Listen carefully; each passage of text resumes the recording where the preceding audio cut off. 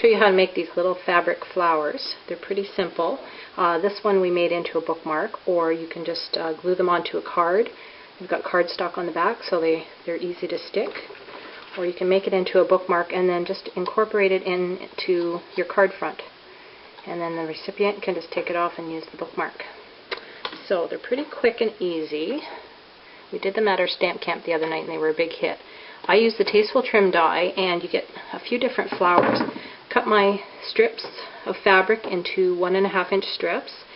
So the negative you're going to keep. That part will make a flower this shape. It almost looks like a pinwheel. These scallops.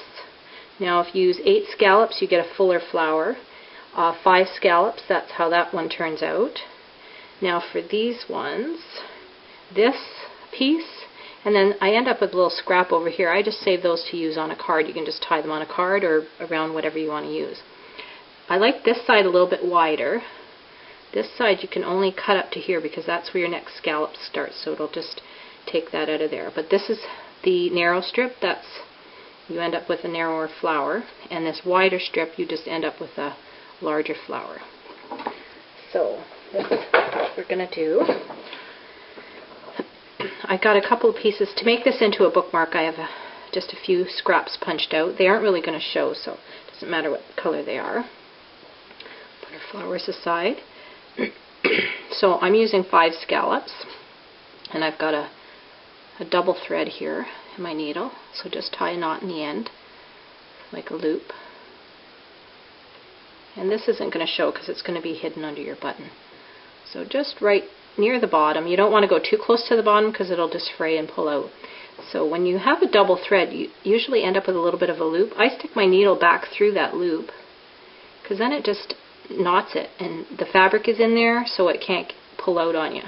And if you don't do that, if you miss your loop, just go through a couple of times so it's wrapped around the fabric and it's secure, because then you can really pull to gather it.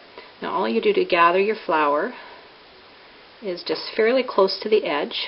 Just go in and out with your needle. So do that all the way along the bottom. If you take your time and do smaller stitches, it actually looks a little bit nicer. And you go through to the end. It doesn't matter if you end up on the top or the bottom, it's not going to show. So pull it fairly tight. You're going to end up with this little half circle. And then just do the same thing on this. Wrap, oops, so even if you get some gunk there, it's not going to show. So wrap the needle around a couple of times just to secure it. And again, if you put your needle through the loop, that makes a knot and it's nice and tight. So once you've got that all gathered, then what I do is bring it around because I don't want that gap. So then I just put a couple little stitches. Oops, let's cross that over just a pinch. I'm just going to stitch that a little bit just so it's going to stay. Oh. Make sure you don't have your thread wrapped around the front to the back, because then it'll just pull your petals in. So once you just stick a couple little stitches in there, work your way back to the center, and I don't want to pull that tight or it's going to gather my stitches. So again, I'll come to the center, and then I'm going to make another little knot, just a couple little loops right there, just in case my stitches come through, my thread breaks or whatever, my flower's going to stay. So let's just make a little knot there. Okay, then stick your needle through to the back, and take a piece of cardstock, a little scrap. I punch circles, you don't have to do that, and just stick your needle through that. And then I'm going to stitch that to the back of my flower. The reason I do that is because it's very easy to glue onto your card. Plus it kind of gives you a little something just to stitch to. And I just do a couple of times there. And then I want to put a button on the center of this one. Now if I was going to do a brad, you could just poke it right through and you're already finished. But we'll stitch a little button on there. So just right through, front and back. Oops, I have to pop that through and then figure out where my hole is. So once your button is secure, I'll just go through a couple of times, and go through as many times as you want. Okay, once that's on there, just go through your stitches again and make a little knot before you cut your thread. So to do that, I usually do that, go through the string and then come back through my loop and make a knot. And then take your scissors and just trim the end off. I don't want it sticking out past my little piece of cardstock there. Now, if you're gluing that on a card, you're ready to go. You can do a bunch of these while you're watching TV. And if you want to do a bookmark, a hot glue gun would work really well for this.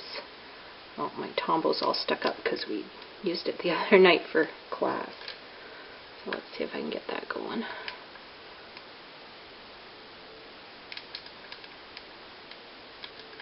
And use my needle. There we go. Okay, so we'll put a little bit of glue on that. Spread it out. And I'm going to put the single end of my paper clip in there. And then put another circle on top just to hide the gunk. There. And then just pinch that till it's dry. And you're done. Oops, you're done as soon as your glue sticks. If you're using a hot glue gun, you wouldn't have that problem. So, or even glue dots, the little glue dots would work as well. And that's our little fabric flower.